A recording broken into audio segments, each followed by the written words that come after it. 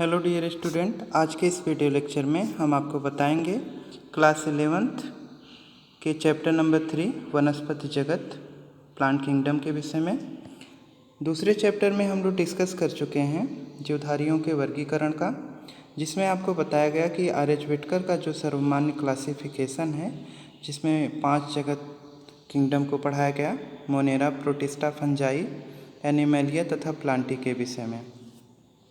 तो इस चैप्टर में हम लोग खास रूप से देखेंगे कि जीवों के अंदर किस तरह से जो वनस्पति जगत है उसकी क्या विशेषताएं हैं, उनमें जनन की क्रिया किस तरह से होती है और किस तरह से पौधे अपने जैसे नए पौधे को जन्म देने का कार्य करते हैं, वो कैसे अन्य जीवों से भिन्न होते हैं और उनमें क्या समानताएं तथा असमानताएं देखने को मिलती हैं।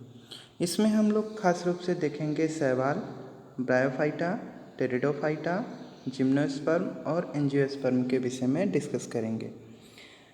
इसमें जो सबसे विकसित पौधे हैं वो एंजियोस्पर्म है, जो कि आपको क्लास 12th में पढ़ाया जाएगा डिटेल में। यहाँ उसका केवल जनरल इंट्रोडक्शन होगा। जिम्नोस्पर्म उससे थोड़ा कम विकसित, टेरिडोफाइटा जिम्नोस्पर्म से कम विकसित, ब्रायोफाइटा टेरिडोफाइटा के कंपेयर में कम विकसित होते हैं, जबकि शैवाल सबसे कम विकसित होते हैं। लेकिन शैवालों के विषय में एक अपवाद भी है। ये जो शैवाल जगत है इसे मोनेरा में, प्रोटिस्टा में और प्लांटी तीनों जगत में भी रखा जाता है। ऐसा इस वजह से है क्योंकि कुछ शैवाल एक कोशिकी होते हैं और उनका पूरे तरह से जो कैरेक्टर होता है वो मोनेरा से कोरिलेट करता है, इस वजह से उन्हें मोनेरा जगत में रखा गया है। कुछ शैवालें विकसित होती हैं और यूकैरियोटिक कोशिकाएं उनमें पाई जाती हैं, तो उनको हम लोग प्रोटिस्टा में पढ़ते हैं, जबकि कुछ शैवालें यूकैरियोटिक कोशिकाओं के साथ साथ बहुकोशिकीय होती हैं और ज़्यादा विकसित होती हैं, थैलस उसमें पाया जाता है। ऐसी कंडीशन की वजह से इन शैवालों को हम लोग पादप जगत अर्थात वनस्पति जगत में स्टडी करते हैं। तो आइए हम इसमें देखते हैं। सबसे पहले हम बात करते हैं जो जीवधारियों का वर्गीकरण है। इस वर्गीकरण की श्रेणी में जो शैवालें हैं वो सबसे कम विकसित होती हैं और सबसे अधिक जो विकसित हैं पादप जगत के अंदर वो एंजियोस्पर्म प्लांट होते हैं, जिनमें फल, पत्तियां, फूल ये सभी पाए जाते हैं। प्राकृतिक वर्गीकरण के अनुसार जो शैवालें हैं वो तीनों तरह के जगत से समानता प्रदर्शित करती हैं। इस वजह से ये 5 किंगडम ऑफ क्लासिफिकेशन का एक ड्रॉबैक भी है, या फिर आप इसे कह सकते हैं ये उसकी सबसे बड़ी कमी है। वर्तमान समय में जो जातिवृत्ति तंत्र है जीवधारियों के वर्गीकरण का, उसमें जीवों के बीच में काफ़ी संबंध हैं, जिनका हम लोग संख्यात्मक वर्गीकी के आधार पर अध्ययन करते हैं। और इनमें जो वर्गीकी विद हैं, मतलब जो वर्गीकरण करने के क्षेत्र में सबसे ज़्यादा कार्य करने वाले वैज्ञानिक हैं, वो इनका वर्गीकरण क्रोमोसोम की संरचना, व्यवहार आदि की स्थिति पर भी करते हैं। इनका संबंध जो होता है वो खास रूप से जो पादप जगत हैं उन सभी तरह के पौधों से कुछ हद तक समानता प्रदर्शित करने का काम करता है। तो आइए इसी कड़ी में हम देखते हैं शैवाल के विषय में। और शैवालों में हम लोग सबसे पहले बात करेंगे कि शैवालों की क्या खास बात होती है। शैवाल ये क्लोरोफिल युक्त होती है, सरल होती है, थैलायड होती है, अर्थात ये थैलस होते हैं, गुलदस्ते जैसी संरचना होती है, स्वपोषी होती हैं ये, और मुख्यतः ये जलीय होती हैं। अलवणीय जल तथा समुद्री जल दोनों में पाई जाती हैं। तो इनमें क्लोरोफिल होता है, इस वजह से ये प्रकाश संश्लेषण कर सकती हैं। इनकी संरचना अन्य पौधों की अपेक्षा सरल होती है। थैलस लाइक स्ट्रक्चर होता है, गुलदस्ते जैसी संरचना होती है, बंच लाइक स्ट्रक्चर होता है। स्वपोषी होते हैं, अर्थात ये प्रकाश संश्लेषण की क्रिया कर सकते हैं। और सबसे जो इम्पोर्टेंट बात है कि ये जलीय होती हैं, जो कि अलवणीय और समुद्री दोनों तरह के जल में पाई जाती हैं। आपको पता होना चाहिए कि संसार में जो प्रकाश संश्लेषण की क्रिया होती है वो सबसे अधिक शैवालों के द्वारा ही होती है। इसकी वजह क्या है? क्योंकि शैवालें समुद्र में सबसे अधिक मात्रा में पाई जाती हैं और आप सभी जानते हैं कि हमारी पृथ्वी का 1/3 भाग समुद्र है। तो समुद्र स्थल की अपेक्षा अधिक है और समुद्रों में शैवालें पाई जाती हैं। तो इस वजह से प्रकाश संश्लेषण की क्रिया सबसे ज़्यादा मात्रा में शैवालों के द्वारा होती है। दूसरे नंबर पे प्लांट्स आते हैं। अभी हम देखेंगे कि जो शैवालें होती हैं ये अन्य स्थानों पर भी उगती हैं। जैसे कि आप देख सकते हैं कि जो अन्य स्थान हैं उनमें नमयुक्त पत्थर होते हैं, मिट्टियाँ हैं, लकड़ी है, इन पर भी शैवालें ग्रो कर सकती हैं। कुछ शैवालें ऐसी होती हैं जो कवक के साथ संयोजन करके लाइकेन अर्थात शैवाल का निर्माण करती हैं।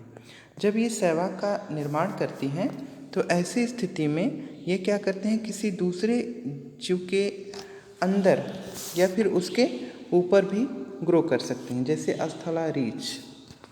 शैवाल जो होती हैं माप और आकार में काफ़ी इनमें विभिन्नता देखने को मिलती है। ये कॉलोनी होती हैं, कॉलोनी अर्थात ये इनका जो समूह होता है वो एक गुच्छे जैसा होता है, ये समूह में पाई जाती हैं, इसी वजह से इसे कॉलोनी कहते हैं। एग्जाम्पल के तौर पे वालवाक्स, अभी हम फिगर में देखेंगे कि वालवाक्स जो होता है वो पूरी तरह से कॉलोनिकल फॉर्म में होता है। तंतुमय होती हैं, यूलोथ्रिक्स और स्पायरोगायरा को आप देख सकते हैं। इसे साथ ही ये काफ़ी विशालकाय भी होते हैं। कुछ शैवालें ऐसी होती हैं जो काफ़ी लंबी होती हैं, विशालकाय होती हैं। एग्जाम्पल के तौर पे जैसे हम केल्प को देख सकते हैं जो बहुत विशालकाय शैवाल होती है। शैवालों में अगर हम बात करें जनन की तो इनमें खास रूप से कायिक जनन होता है, अलैंगिक जनन होता है और लैंगिक जनन की प्रक्रिया होती है। तो शैवाल में कायिक जनन, अब ये कायिक जनन क्या होता है? कायिक जनन का मतलब होगा कि शैवाल का कोई भी भाग, उसकी पत्ती, उसका जड़ या उसका तना, फिलहाल तो ये थैलोफाइट होते हैं, इनमें जड़, तना और पत्तियां देखने को स्पष्ट रूप से नहीं दिखाई देती हैं। अर्थात शैवाल का कोई भी भाग टूटकर एक नए कॉलोनी का या एक नए शैवाल का फॉर्मेशन कर सकता है। जनन की यह प्रक्रिया कायिक जनन कहलाती है। अब ये अलैंगिक जनन क्या होता है? अलैंगिक जनन का और कायिक जनन का एक ही मतलब होता है। कायिक जनन केवल प्लांट के केस में होता है, जबकि अलैंगिक जनन जो होगा ये प्लांट और एनिमल दोनों के केस में होता है। तो अलैंगिक जनन में क्या होता है, कुछ विशेष तरह की संरचनाएं होती हैं, बर्ड्स का फॉर्मेशन होता है या फिर कुछ विशेष संरचनाएं बनती हैं, जैसे प्लेनोस्पोर, जूस्पोर, ऐसा कुछ बनता है और जिसके अंदर फूड मटेरियल ज़्यादा स्टोर होते हैं, उनमें जनन की क्षमता होती है और वो स्पेशल भाग मेन थैलस से सेपरेट हो जाता है, अलग होकर एक नए शैवाल को जन्म देने का कार्य करता है।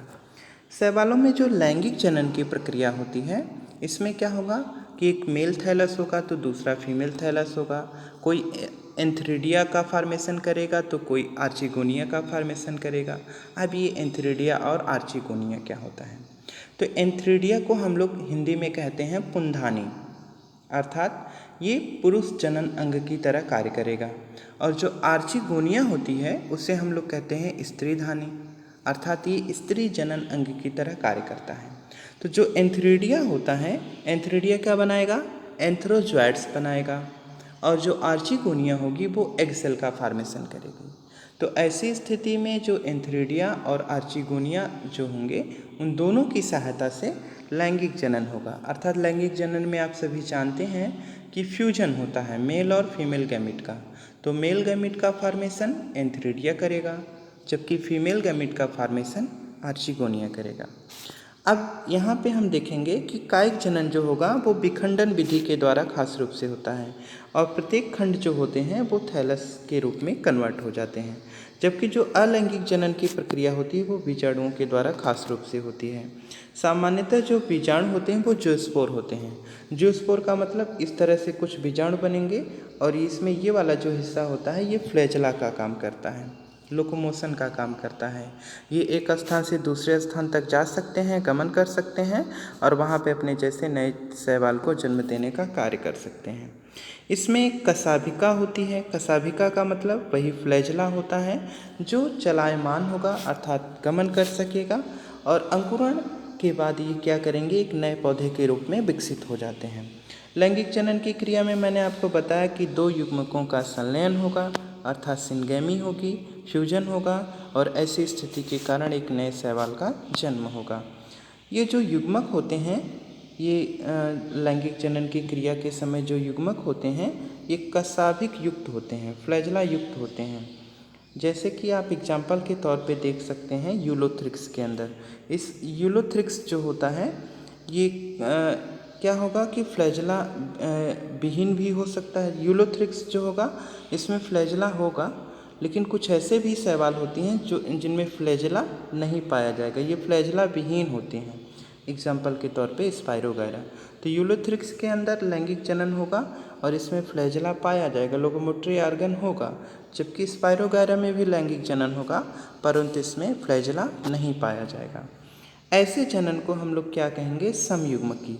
समयुग्मकी जनन क्या होगा, जब 2 युग्मक एक जैसे देखने में दिखाई देते हों, समान रूप के दिखाई देते हों। एग्जाम्पल के तौर पे जैसे मैंने ये रफ डायग्राम बना दिया तो दोनों लगभग एक जैसे दिखाई दे रहे हैं। तो इस तरह से अगर इन दोनों का आपस में फ्यूजन होता है तो जनन की यह क्रिया समयुग्मकी कहलाएगी। जब ये युग्मक असमान प्रकार के हों, डिफरेंट टाइप के हों, जैसे एक बड़ा हो तो दूसरा काफ़ी छोटा हो, तो ऐसी स्थिति को हम लोग क्या कहेंगे, असमयुग्मकी कहेंगे अर्थात ये विषम तरह के युग्मक होते हैं। अब इनमें क्या होगा कि जब लैंगिक जनन की क्रिया होती है तो इसमें जो बड़े अचल होते हैं वो एक जगह स्थिर रहते हैं जो कि मादा युग्मक होते हैं, और जो नर युग्मक होता है वो छोटा होता है और वो फ्लैजला युक्त होता है, वही एक स्थान से दूसरे स्थान तक गमन करने का कार्य करता है। एग्जाम्पल के तौर पे वाल्वाक्स और फ्यूकस में ऐसी कंडीशन देखने को मिलती है। इसी कड़ी में हम बात करेंगे कि जो शैवाल हैं इसे हम लोग शैवाल वर्ग को एक तालिका के आधार पर समझ सकते हैं और पृथ्वी पर प्रकाश संश्लेषण के दौरान कुल स्तरीय कार्बन डाइऑक्साइड का लगभग आधा भाग शैवाल स्थिर करते हैं। मतलब पृथ्वी पे जो प्रकाश संश्लेषण की मैंने आपको स्टार्टिंग में ही बताया कि जो प्रकाश संश्लेषण की क्रिया होती है तो उसमें जो कार्बन डाइऑक्साइड का स्थिरीकरण होता है, फिक्सेशन होता है, वो सबसे ज़्यादा कौन करता है, शैवालें करती हैं। ये फिगर आपको दिख रहा है, इसमें जो शैवालें हैं उन्हें खास रूप से संरचना और आकृति के आधार पर 3 भाग में डिवाइड किया गया है, जिसे हम लोग आप देख सकते हैं। ये क्लोरोफाइसी हरे रंग के शैवाल होते हैं, ये इसमें वाल्वाक्स हैं, और ये वाला है ये भी हरे रंग की शैवाल है। और इसी तरह से आप दूसरे नंबर पे आप देखेंगे कि यहाँ पे ये भूरे रंग की शैवालें हैं, और तीसरे नंबर पे हम देखेंगे ये वाली जो कंडीशन है ये लाल रंग की शैवाल है, रेड एल्गी है। तो इसमें अलग अलग आपको यहाँ पे फिगर में नाम भी दर्शाया गया है। यहाँ पे आप देख सकते हैं कि जो हरे रंग की शैवाल है इसमें जो सबसे पहला फिगर आपको सबसे पहला डायग्राम दिख रहा है ये है वाल्वाक्स का। तो वाल्वाक्स क्या होते हैं, कॉलोनी के जैसे होते हैं, एक समूह जैसी संरचना होती है, गोल बॉल की तरह संरचना देखने को मिलती है। और ये यूलोथ्रिक्स है। यूलोथ्रिक्स एक स्पिंडल शेप्ड है, जबकि ये एक राउंडेड स्ट्रक्चर है। ये भी कॉलोनी फॉर्म में है और ये भी कैसा होता है, कॉलोनी फॉर्म में होता है। और दोनों हरे रंग के होने के कारण इनको हम लोग क्लोरोफाइसी कहते हैं, हरे रंग की शैवालें कहते हैं। जबकि हम सेकंड नंबर पे अगर आप देखें तो फिगर में दर्शाया गया है कि सेकंड नंबर के जो है ये भूरे रंग की शैवालें हैं, जिसमें पहला फिगर लैमेलेरिया, फ्यूकस और तीसरा है डिक्टियोटा का। तो ये जो डायग्राम आपको दिख रहा है यहाँ पे, इसमें ये पहला फिगर जो है ये लैमिनेरिया का है, दूसरा है फ्यूकस का, तीसरा है डिक्टियोटा का। तो 3 रंग की शैवालें आपको देखने को यहाँ पे मिल रही हैं। थर्ड नंबर पे हम बात करें रेड एल्गी की, लाल रंग की शैवालों की, तो इसमें पहला फिगर जो आपको दिख रहा है ये पोरफायरा का है, दूसरा पॉलीसाइफोनिया है। तो दोनों अलग अलग स्ट्रक्चर हैं दोनों का, लेकिन दोनों कैसी होती हैं, रेड कलर की शैवालें होती हैं, इसी वजह से इन्हें रेड एल्गी। अब इनके विषय में इस तालिका में डिटेल में पूरा बताया गया है कि जो शैवाल होती हैं उनका लक्षण कैसा होता है, उनमें वर्ण कौन से होते हैं, वो हरे रंग की होती हैं तो किस कारण से, लाल रंग की या फिर भूरे रंग की होती हैं तो क्या कारण होता है, और वो पाई कहाँ पे जाती हैं। तो जैसे हम बात करें क्लोरोफाइसी की, तो क्लोरोफाइसी जो होती है इनका जो सामान्य नाम होता है, इन्हें हम हरे शैवाल कहते हैं और इनमें मुख्य रूप से क्लोरोफिल ए तथा क्लोरोफिल बी पाया जाता है और इनमें जो भोजन संचित होता है वो स्टार्च के रूप में होता है और इनकी कोशिका भित्ति सेलुलोज की बनी होती है। फ्लैजला की अगर बात करें तो इनमें जो फ्लैजला होता है वो 2 से 8 संख्या में, इनका 2 से 8 फ्लैजला होता है जो समान होते हैं और ख़ास रूप से शीर्ष पे पाए जाते हैं, ऊपरी सिरे पर पाए जाते हैं। और ये हरे रंग की जो शैवालें होती हैं, क्लोरोफाइसी जो होता है, ये अलवणीय जल में होता है और लवणीय जल तथा खारे जल तीनों तरह के जल में ये खास रूप से देखने को मिलता है। दूसरे नंबर पे हम बात करेंगे फियोफाइसी, भूरे रंग की शैवालों की। तो भूरे रंग की जो शैवालें होती हैं उनमें क्लोरोफिल ए और क्लोरोफिल सी तथा फ्यूकोजैंथिन खास रूप से पाया जाता है। अब इनमें जो भोजन होता है वो मैनिटॉल लैमिनेरिया के रूप में लैमिनेरियन होता है, मैनिटॉल लैमिनेरियन। अच्छा, ये जो मैनिटॉल लैमिनेरियन है इसका यूज भी किया जाता है, जो ड्रिप लगाया जाता है पेशेंट्स को बीमारी में, एक मैनिटॉल करके एक मतलब ड्रिप आता है, बॉटल होता है जो क्रिटिकल कंडीशन में पेशेंट को दिया जाता है। यहाँ पे कोशिका भित्ति की अगर बात करें तो कोशिका भित्ति इसकी सेलुलोज की तथा एलिजिन की बनी होती है। साथ ही अगर हम बात करें फ्लैजला की तो इनमें फ्लैजला की संख्या 2 होती है, दोनों असमान होते हैं, छोटे बड़े होते हैं, पार्श्वी होते हैं, मतलब किनारे पर पाए जाते हैं। अब हम यहाँ पर देखेंगे ये इनका आवास कैसा होता है, तो ये अलवणीय जल होते हैं, बहुत कम खारे जल तथा लवणीय जल तीनों तरह के जलों में ये भी पाए जाते हैं। तो बहुत कम मात्रा में ये अलवणीय जल में पाई जाती है, ज़्यादातर ये खारे तथा लवणीय जल में पाई जाने वाली शैवाल है। तीसरे नंबर पे हम बात करेंगे रोडोफाइसी, लाल शैवाल की। तो इनमें जो पिगमेंट होता है, ये पिगमेंट खास रूप से क्लोरोफिल ए होगा, डी होगा, फाइकोएरिथ्रिन होगा। साथ ही इसमें जो संचित भोजन होगा फ्लोरिडियन स्टार्च होगा और जो कोशिका भित्ति होगी इसकी भी सेलुलोज की बनी होती है। फ्लैजला इनमें अनुपस्थित होता है, अर्थात ये इनमें लोकोमोटरी ऑर्गन नहीं होगा, ये मूवमेंट नहीं करेंगे, एक ही स्थान पर रहेंगे। और कुछ इसकी जो शैवालें होती हैं ये ज़्यादातर तो अलवणीय जल में पाई जाती हैं, लेकिन कुछ शैवालें इसकी खारे जल में भी देखने को मिलती हैं और अधिकांश लवणीय जल में ये शैवालें पाई जाती हैं। अभी हम बात करेंगे कि जो जीव होने के कारण आसपास के जो पर्याप्त संतुलित हमारे आसपास के वातावरण में जो घुलित ऑक्सीजन होती है उसका स्तर जो बढ़ाने का कार्य करते हैं वो शैवालें ही खास रूप से करती हैं। ये ऊर्जा के प्राथमिक उत्पादक के रूप में महत्वपूर्ण रूप से कार्य करते हैं और जलीय जीवों में जो खाद्य चक्र होता है उनमें जो ऑक्सीजन की फुलफिलमेंट होती है वो खास रूप से शैवालों के द्वारा ही होती है। पोरोफायरा, लेमिलेरिया तथा सार्गासम की बहुत सी स्पीसीज जो होती हैं वो समुद्र की 70 स्पीसीज प्रजातियों में से एक होती हैं और इनका उपयोग भोजन के रूप में खास रूप से किया जाता है। कुछ समुद्री शैवालें जो होती हैं भूरे तथा लाल रंग बहुत ही अधिक कैरागीन शैवाल का उत्पादन करने का काम करती हैं। तो जो कैरागीन होता है ये एक तरह का वर्णक है जो लाल रंग के शैवाल से बड़े पैमाने पे प्राप्त किया जाता है। इसका उपयोग हम लोग अपने ह्यूमन पर्पज में करते हैं, इंडस्ट्रियल पर्पज में प्रोडक्ट बनाने के रूप में करते हैं और बड़े पैमाने पे ये व्यावसायिक व्यापारीकरण के लिए, व्यवसाय के लिए इनका उपयोग भी किया जाएगा। साथ ही जिलेडिनम, ग्रेसिया, एगार इनसे प्राप्त किया जाएगा और इसका उपयोग हम लोग सूक्ष्म जीवों के संवर्धन तथा आइसक्रीम जेली बनाने में खास रूप से करेंगे। क्लोरेला और स्पिरुलिना ये जो होते हैं ये एक कोष की शैवाल होते हैं और इनमें प्रोटीन की मात्रा सबसे अधिक होती है। तो जो हाई रिच प्रोटीन होगा वो क्या होगा, किस में होगा, क्लोरेला तथा स्पाइरुलिना के अंदर देखने को मिलता है। यहाँ इनका उपयोग हम लोग अंतरिक्ष यात्री के जो होते हैं उनमें ये हाई रिच प्रोटीन होता है, तो जो अंतरिक्ष में यात्रा करने वाले लोग होते हैं उनके लिए खास रूप से कुछ ऐसे फूड प्रोडक्ट्स बनाए जाते हैं जिनमें इनका उपयोग किया जाता है और इनसे बड़े पैमाने पे जो अंतरिक्ष यात्री होते हैं वो भोजन के रूप में इनका उपयोग करते हैं। अभी हम देखेंगे कि शैवाल में प्रमुख भाग होते हैं जिनमें क्लोरोफाइसी, फियोफाइसी, रोडोफाइसी, ये 3 वर्गों में इन्हें डिवाइड किया जा चुका है। तो सबसे पहले नंबर पे हम बात करते हैं क्लोरोफाइसी की।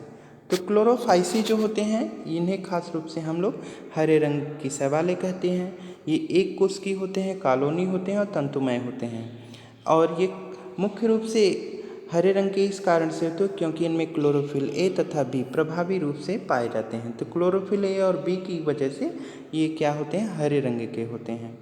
अगर हम बात करें इनमें जो क्लोरोप्लास्ट होता है वो सुस्पष्ट होता है, माने क्लियर दिखाई देता है। क्लोरोप्लास्ट जो होगा डिस्क के प्लेट की तरह होगा या फिर ये कैसा होगा, जालिकाकार होगा, कप के आकार का होगा, सर्पिल अथवा रिबन के आकार का हो सकता है। रिबन फीता जिसे हम कहते हैं। इसके अधिकांश सदस्यों के क्लोरोप्लास्ट में एक अथवा एक से अधिक पायरिनॉइड भी देखने को मिलता है। पायरिनॉइड स्टार्च होते हैं। पायरिनॉइड क्या होते हैं, एक तरह के स्टार्च होते हैं जिनमें शैवाल तेल बंदूक के रूप में भोजन के रूप में संचित होता है। तो ऑयल स्पिल जो होगा, तेल बंदूक जो होगा वो क्या होगा, एक तरह से पायरिनॉइड स्टार्च के रूप में होगा। हरे शैवाल प्रायः कठोर कोशिका भित्ति वाले होते हैं। ये इम्पॉर्टेंट बात है कि जो हरे रंग की शैवालें होती हैं इनमें जो कोशिका भित्ति होती है कठोर होती है।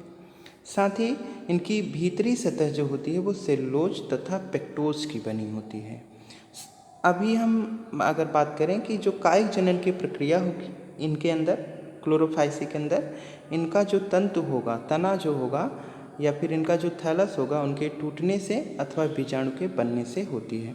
अलैंगिक जनन की जो क्रिया होती है फ्लैजेला युक्त ज़ूस्पोर के कारण होती है, जबकि जो इसमें ज़ूस्पोर जो स्पोरेंजिया के अंदर इसका फॉर्मेशन होगा और साथ ही ये चल बीजाणुधानी के अंदर बनेंगे।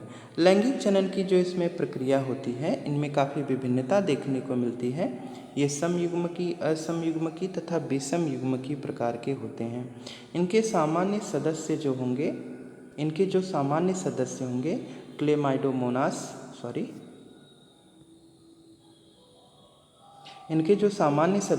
क्लेमाइडोमोनास, वाल्वाक्स, यूलोथ्रिक्स तथा स्पायरोगारा और कारा होंगे। अभी हम बात करेंगे सेकंड नंबर पे फियोफाइसी, जिसे हम लोग भूरे शैवाल भी कहते हैं। ये समुद्र में खास रूप से पाई जाएंगी और इनका आकार जो होगा इनमें काफ़ी विभिन्नता और सरल शाखित तंतुमय एक्टोकार्पस से लेकर शाखित कल्प या केल्प जैसे हो सकते हैं। केल्प की जो ऊंचाई होती है वो 100 मीटर के आसपास होती है, मतलब ये काफ़ी बड़े शैवाल होते हैं, विशालकाय शैवाल होते हैं।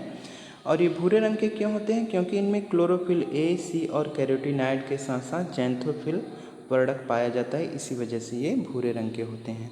इनका रंग जैतूनी, हरे से लेकर भूरे विभिन्न शेड के आकार का हो सकता है। ये जो शेड होंगे वे जैंथोफिल वर्णक तथा फ्यूकोजैंथिन की वजह से होते हैं।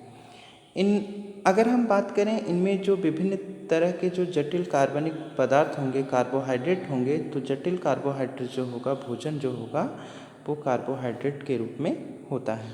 साथ ही भोजन में लैमिनेरियन अथवा मैनिटॉल के रूप में होगा, जो भोजन संचित होगा लैमिनेरियन तथा मैनिटॉल के रूप में होगा। कायिक कोशिका में सेलुलोज पाया जाएगा, अर्थात जो कायिक कोशिकाएं होंगी खास रूप से सेलुलोज की बनी होंगी। साथ ही जो कोशिका भित्ति होगी वो उसमें भी सेलुलोज देखने को मिलेगा, जिसके कारण बाहर की जो एल्जिन जिलेटिन अस्तर होगा वो क्या होगा, थोड़ा सा कठोर टाइप का होगा। प्रोटोप्लास्ट लवक में अतिरिक्त केंद्रक और राजधानियाँ पाई जाएंगी और इनमें प्रकाश संश्लेषण की जो क्रिया होती है, प्रकाश संश्लेषण का अंग होता है। इनमें कायिक जनन की जो क्रिया होगी वो विखंडन के द्वारा होगी, अर्थात इसके थैलस के टूटने से होगी। अलैंगिक जनन की जो क्रिया होगी फ्लैजेला के द्वारा होगी। साथ ही जो इसके अतिरिक्त फ्लैजेला जो होंगे वो असमान प्रकार के होंगे, मतलब फ्लैजेला एक जैसे नहीं होंगे। जबकि जो लैंगिक जनन की क्रिया होगी वो समयुग्मकी और असमयुग्मकी दोनों प्रकार के मेल और फीमेल रिप्रोडक्टिव गैमेट सेल के द्वारा होगी। इसमें युग्मक पायरिफॉर्म नाशपाती के आकार का होगा। साथ ही इसमें अगर हम बात करें इसके एग्जाम्पल की तो इसके सदस्यों में एक्टोकार्पस, डिक्टियोटा, लेमिनेरिया, सार्गासम तथा फ्यूकस आते हैं खास रूप से। अभी हम तीसरे नंबर पे बात करेंगे रोडोफाइसी अर्थात लाल रंग की शैवाल की। तो लाल रंग इनका किस कारण से होगा? इनका लाल रंग जो होगा वो R-फाइकोएरिथ्रिन के कारण होगा। अधिकांश जो शैवालें होती हैं इनकी वो खास रूप से समुद्रों में पाई जाती हैं और समुद्रों में इनकी सबसे अधिक मात्रा होती है। ये पानी की सतह पर मुख्य रूप से होती हैं जहाँ पे सूर्य का प्रकाश ज़्यादा मात्रा में पहुँचता है, और समुद्र की गहराई में भी जहाँ प्रकाश कम होता है वहाँ पर भी ये पाए जाते हैं। लाल रंग की जो शैवाल होती है इनका जो थैलस होता है वो बहुकोशिकीय होता है। संरचना इनकी काफ़ी जटिल होती है और उसके साथ साथ भोजन जो होगा फ्लोरोडियन स्टार्च के रूप में संचित होता है। स्टार्च की रचना जो होती है एमाइलोप्रोटीन तथा ग्लाइकोजन की तरह होती है। इनमें जो कायिक जनन की प्रक्रिया होगी वो विखंडन के द्वारा, अलैंगिक जनन की जो प्रक्रिया होगी अचल बीजाणुओं के द्वारा, जबकि लैंगिक जनन की प्रक्रिया जो होगी अचल युग्मकों के द्वारा होगी। लैंगिक जनन विषम युग्मकीय होगा अर्थात इनमें जो मेल और फीमेल गैमीट होंगे वो एक जैसे नहीं होंगे, असमान प्रकार के देखने को मिलते हैं। इनमें निषेचन के पश्चात इनमें पूरी तरह से इनका एम्ब्रियोनिक डेवलपमेंट होगा, विकास होगा। साथ ही अगर हम बात करें इनके एग्जाम्पल की तो पॉलीसाइफोनिया, ग्रेसिलैरिया, पोराफाइरा, सिलेडिनम आदि इनके एग्जाम्पल हैं। तो आज के वीडियो में बस इतना ही। नेक्स्ट लेक्चर में हम डिस्कस करेंगे ब्रायोफाइट्स को। धन्यवाद।